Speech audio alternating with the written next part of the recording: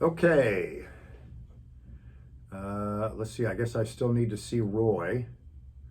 And Mark and Chris, can you guys hear me? Okay. I need to change.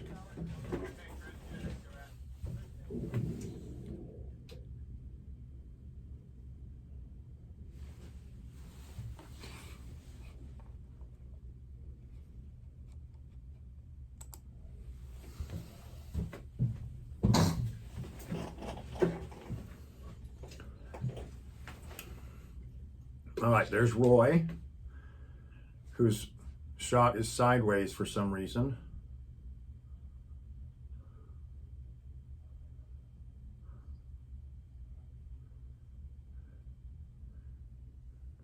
How about now? Looks good. And Mark, if I think we did this the last time, is there a way for you to not have the window in the background? Yeah, I can move to another part of the house if you want. If that works, if you can, that would be great. Yeah, I thought I wasn't thinking we were doing video. Yeah, we do both. Okay, give me a couple minutes, I'll relocate. Okay.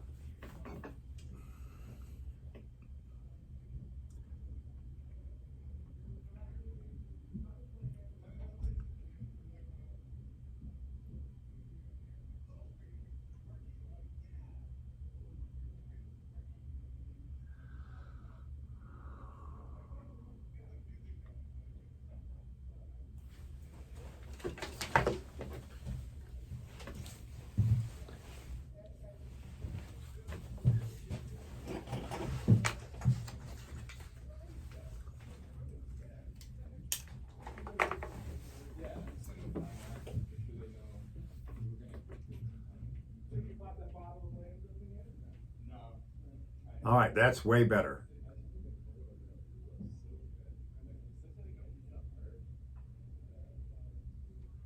And I think we, That work? yeah, yep, that's really good. So Roy, if you're ready, you ready to start?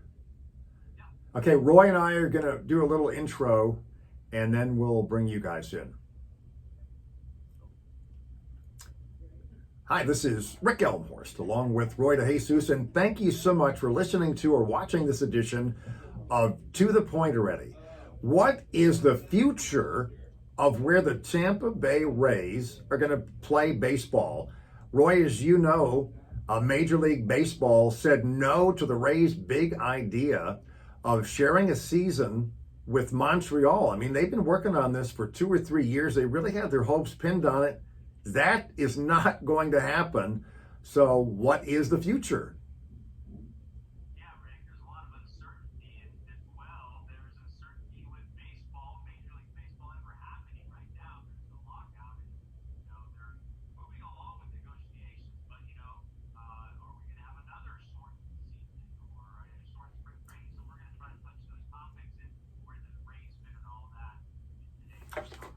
All right, joining us in the conversation is Mark Topkin. He covers the Rays for our partners at the Tampa Bay Times, and our very own Chris Torello. Man, it was really a big shakeup recently when Major League Baseball said no to this Twin Cities idea, whatever you want to call it. And Stu Sternberg He had kind of an unusual press conference for him. He made a lengthy statement, and then he took a bunch of questions from reporters.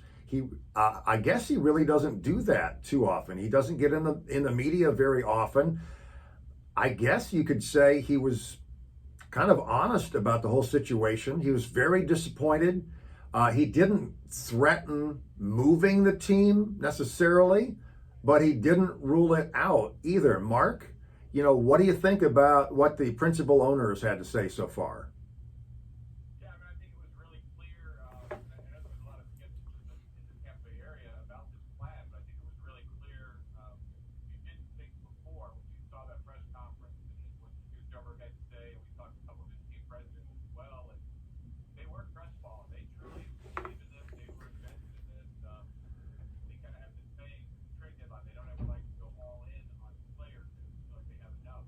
But they admitted in this case they were all in on this. So I do think it really kind of set them back. I think it's surprising that MLB is the one who rejected it. There were going to be some issues maybe later on in the process. But, I think maybe just to clarify or take another what he said is when he was asked if he was going to discuss permission to take relocation, he said no.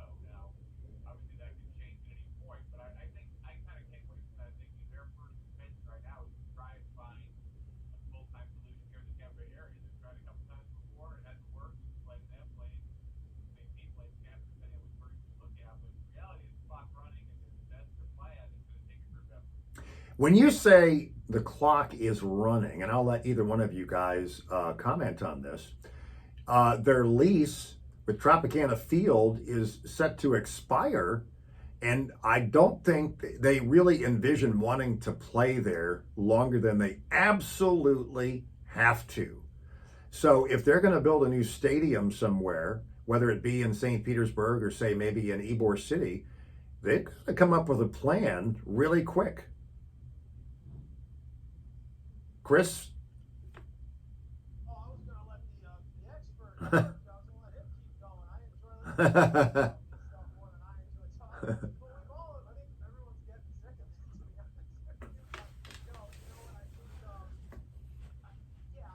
think general wisdom says they've got to find a solution within these next few seasons at maximum. I think, we heard Stu Sturmer in that press conference say he's going to be looking to the scans this season.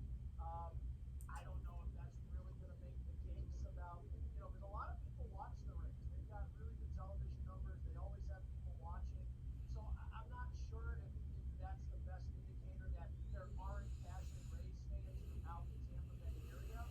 But yeah, I think it would be a lot easier for the folks in St. Pete to drop to kind of say, okay, if you want to start moving towards that next stadium, I think they would be a little bit okay with them going over there as long as it was to say a place like Ybor City. But they're probably going to have to consider some other sites. I just think they can't just put all their eggs in one basket again, and that's something I think Stu emotionally is really dealing with the situation of having this season.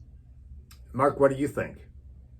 Yeah, I mean, I think a lot of what Chris said is true. I would think the timeline is probably about a year, or maybe 14, 15 months. But it takes about three and a half years to build a stadium. You're going to need some front-end time from obviously prepping the site for environmental issues, depending on where you go, and working out a financing plan. So, we're in the words business here. We can do the math on this. They probably need to know sometime in 2023 where they're going to play on April 1st, 2028. Now, look, if they're staying here in the area and they needed to extend for a year, the problem because they had to get things done, that probably could happen. If they're going to another place, in Nashville or Charlotte or Raleigh or somewhere, there's stadiums there that could be rigged up to be in our home. So it's not necessarily a hard deadline, but I think we work this out, relatively smoothly wherever they're headed. Certainly they're going there first. They're going to have to get figured out.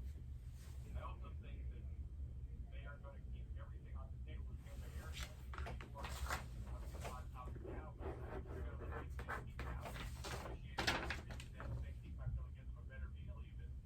They're in the middle of that trying to get their redevelopment of the drop site worked out. So there's a lot of things they can look at. I just don't know where they're going to go first, and I'm not sure they know because they really think they're in this position right now.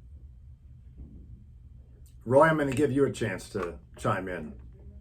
Yeah, to the point that Chris was making is that everyone's sick of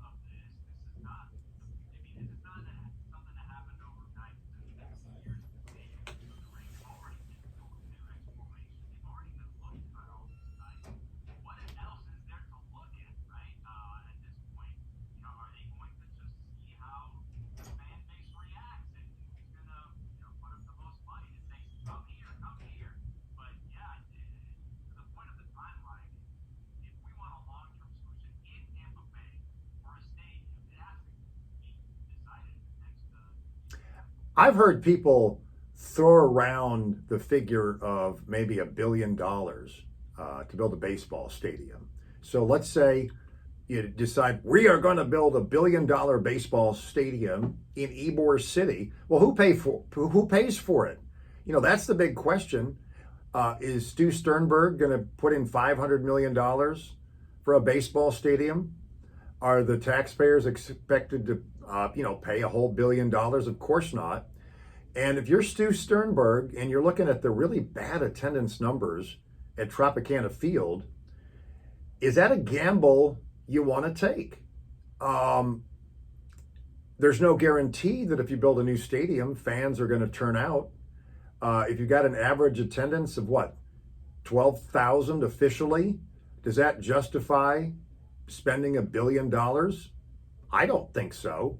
What do you guys think about whether or not fans would actually turn out in person to watch the Rays play in maybe a better stadium in a better location? I'll go first. I think that is the most important question. And I think part of the reason that the 2017-2018 plan to build Ybor didn't come to fruition, there obviously were financing issues on both sides. But I think nobody was convinced that that was going to work, and that was the solution. Is that going to get them from 9,000 or 12,000 fans a game to 20,000 games? Let's put them about middle pack or so. I mean, there's teams that draw 30,000 to 40,000 a night and average that, and obviously in bigger markets. They want to get somewhere to the middle of the pack to make it work. And the other answer to your question, Rick, is who's going to pay for it? Everybody's going to pay for it somehow. I mean, the team's not going to pay for all of it. That's just not how it works. The city isn't going to pay for all of it. The county isn't going to pay for all of it. The state's not going to pay for all of it. But I think everybody's going to end up contributing. Hotel tax, sin tax, restaurant districting around this ballpark is going to take a very complicated plan. So I don't know where the split is. And you probably can't even say, does Stu Sternberg and the Rays pay half? Well, what are the naming rights? Are the naming rights $2 million a year or $30 million? That's in the equation somewhere. And who is the naming partner? Where does their money come from? So there's going to be many ups and downs and pieces to make this work. But if you, the other point to make, excuse me, was that Ybor, that the site they were looking at for the city plan was for a open air, smaller, one deck stadium. You're going to go to a full-time role. You need more than 20,000 seats that they were going to have. You need room for a roof. You need a larger footprint. You need more parking. You need a bigger spot of land. So that adds to the complexity of where this goes. Just if I can, I think, the big thing is, this whole notion of fans not showing up. I think they would show up. I mean, it's clear whenever you go into a new ballpark, especially what we've seen go, whether it be the Yankees, whether it be the Mets, the Braves, the Twins. I mean, it's just there, right? Corporate support. Everyone wants to buy that suite, wants to buy tickets. Everyone wants to show their support in the community. So it may be a situation where, I've watched the Rays, and Mark, I know, has been there in Yankee Stadium. You watch on a Tuesday night or a Wednesday in the summer. It's not sold out, but it is sold out. You know what I mean? Like, the tickets are already purchased, and that's the big thing. The check is in the mail, the money's in the bank type of thing. So I think that's more important, and I think if they can get that new stadium to include Lakeland, to include more central. I think, the Orlando side, they're starting to heat up again with their own little thoughts, but I think it would include more baseball fans from that area. I do think fans from Pinellas would want to make that journey. It's new, it's exciting, and I think with everything exciting going on in the Bay Area, and it's always a growing city, it would just be the next big marquee thing. I think everyone would want to come see it. So I don't think it would be as big a problem, just judging from my experience, and also judging from what I've heard from fans on Twitter and just in regular discussions. But can we stop hating on the Trop, please? Because it's not a bad place to watch a baseball game. 72, no chance of rain. I mean, Mark was tweeting out about how there's people who've never been to the Trop just dumping on the Trop. It's a fun place to watch a baseball game, I'll tell you that. All right, you say that. You say that, and other people say that, but statistically, people are not showing up. So, do we just blame the location? I want to move on to what is next, okay? If we assume that maybe Ybor is the best location and that Stu Sternberg really does have an interest in staying in the Tampa Bay area, It seems like we're getting ready for a game of chicken. Because when you're talking about hundreds of millions of dollars, you can't go into negotiation and just say, here's what I'm going to give, and that is the real number. It seems like you have to start low and go high either side. When do we start seeing some for real negotiations and playing that game? Because so much money is involved. Yeah, the question is, will that go out to the public, right? Mark, you're an insider. How did that all work out? We had Mayor Buckhorn here previously on the same topic, and was very he didn't pull any punches on what was going on with the Rays, but he also kind of didn't give us the insights. If they do it right, the answer to your question is we'll know the day they announce the agreement, and it's not something that plays out publicly. It goes back and forth. But obviously, with public records laws and dogged reporters that work for your station and our newspaper and other people in our market, some of that will get out. But it is a game of chicken, like you said, but also maybe it's a time where it needs to be, a focus to getting this solved instead of what can go wrong and what can go right. How do they make it happen? And there is a value in keeping the team. I think Mayor Castor has shown she's interested in trying to find a way to keep the team. She is, been publicly saying she thinks there's a value in keeping it. There's differences in the business community. People say the estimates on economic worth aren't true, economic value aren't true. That's just money that people would have spent anyway if they weren't going to the baseball game. They would have gone somewhere else. But I've been in Pinellas the whole time I've been here since 1983. I agree with a lot of what Chris said. It is time to try it over there. Coming to Parkman Wharf during earlier in the Bucks season, it was Saturday night. The Bucks were playing home the next day. The Lightning were playing that night. It was very over, and just walking around, the amount of people, just Bucks here, Lightning here, sitting there playing the Bears the next day, and Bears here.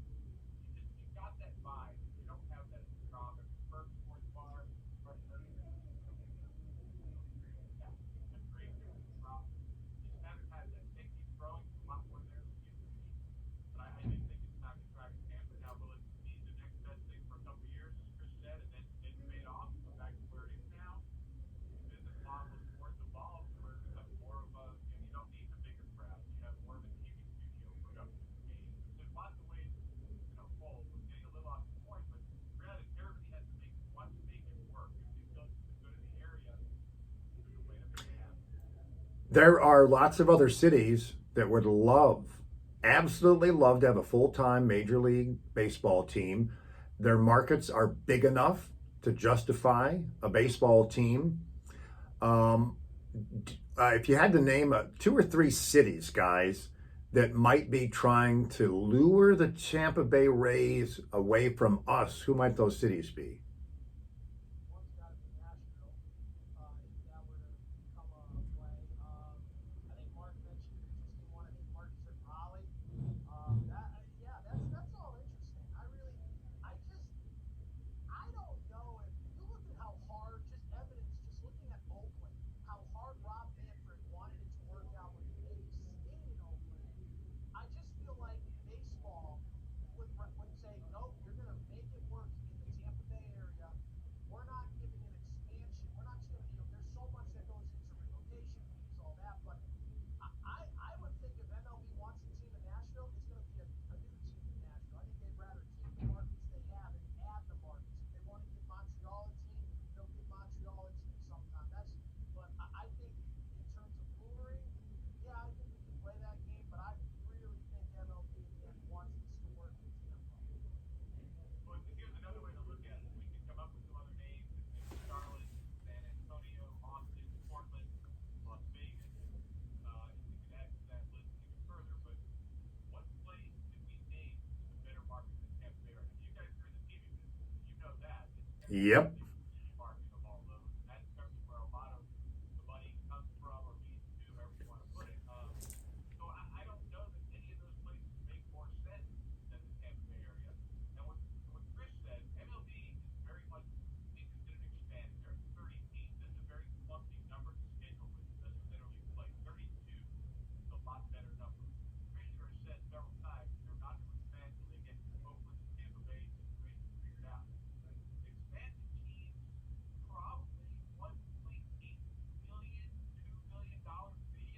Wow. Marlins for 1.2. The Royals sold for a million. The Rays went on the market now. I think they would sell somewhere in there, maybe four teams. So if MLB can get $2 million from two cities, they're not going to let the Rays kind of go chase one of those markets and eliminate a suitor that can pay them $2 million to add a team later on. And the other side of expansion is they have to share the revenues further. 32, people instead of 30. But I think the benefits of expansion is also enhanced by having the Rays stay in Tampa and then expanding elsewhere. I mean, look, if the Rays leave, they move to Nashville, 5 years they have expansion. Is Tampa going to apply for a team? I mean, like, no, it's a logical place to put a team, so why let it leave to begin with? All right, Roy, let's move on from the Rays specifically to whether or not they're going to have spring training or Major League Baseball at all this year. Yeah, they kind of the conversation right there is leading to that. That's a great segue. What is going on with Major League Baseball? So the negotiations are starting to build and become more positive. But Mark, what say you? What's going on?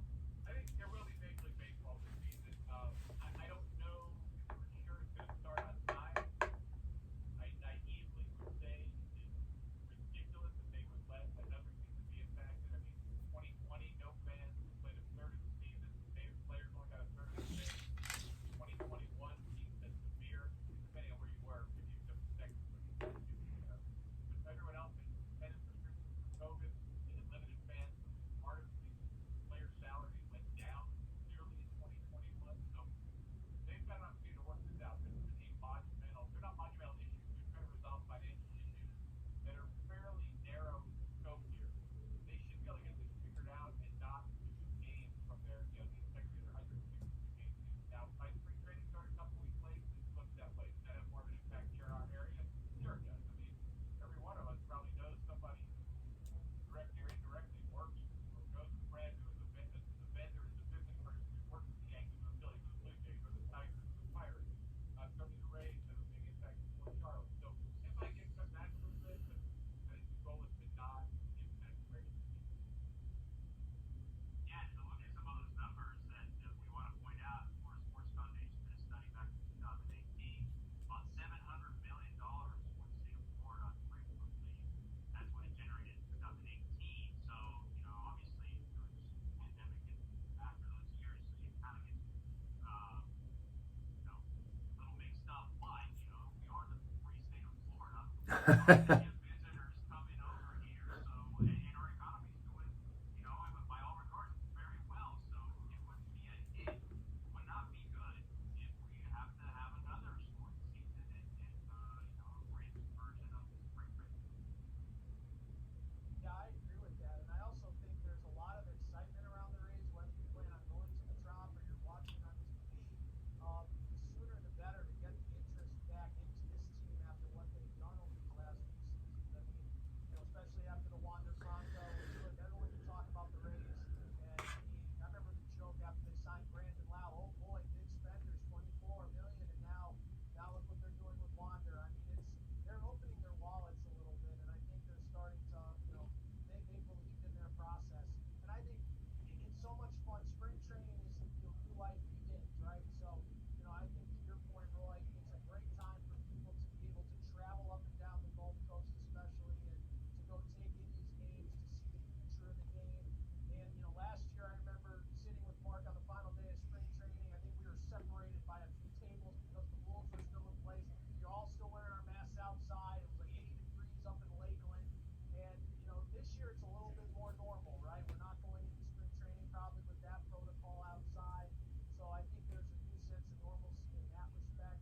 And I think fans want to get back to baseball. I think any sort of, I think spring training, okay, being condensed, but yeah, they got to get that season going right at the end of March, beginning of April, because I don't think baseball fans have the patience for all these people to, the money we're talking about.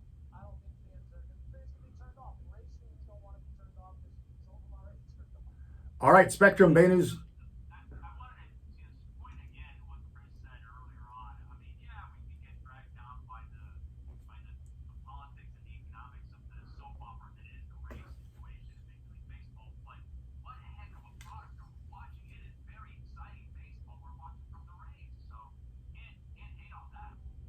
All right, Spectrum Bay News 9's Chris Torello and the Tampa Bay Times' Mark Topkin. Thank you so much for joining us on To the Point Already. All right, guys, thank you. All right, guys. Appreciate it. All right. Awesome. Stay warm this weekend, guys. Take care. All right, thank you.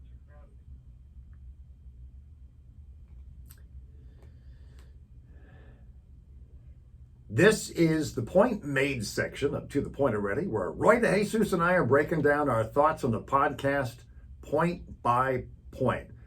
Roy, I think it would be really awesome if a new stadium got built for the Tampa Bay Rays. I'm just, maybe I'm uninformed and I just don't get it.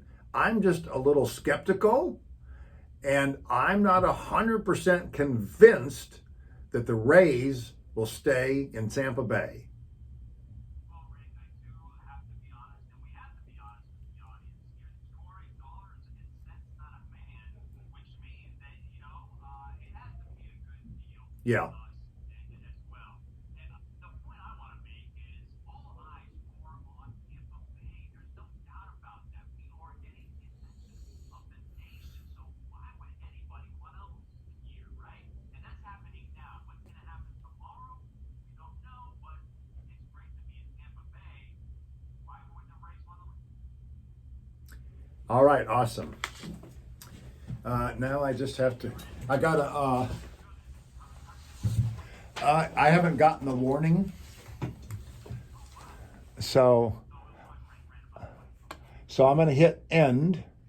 Let me get my glasses on here. Okay. Yeah.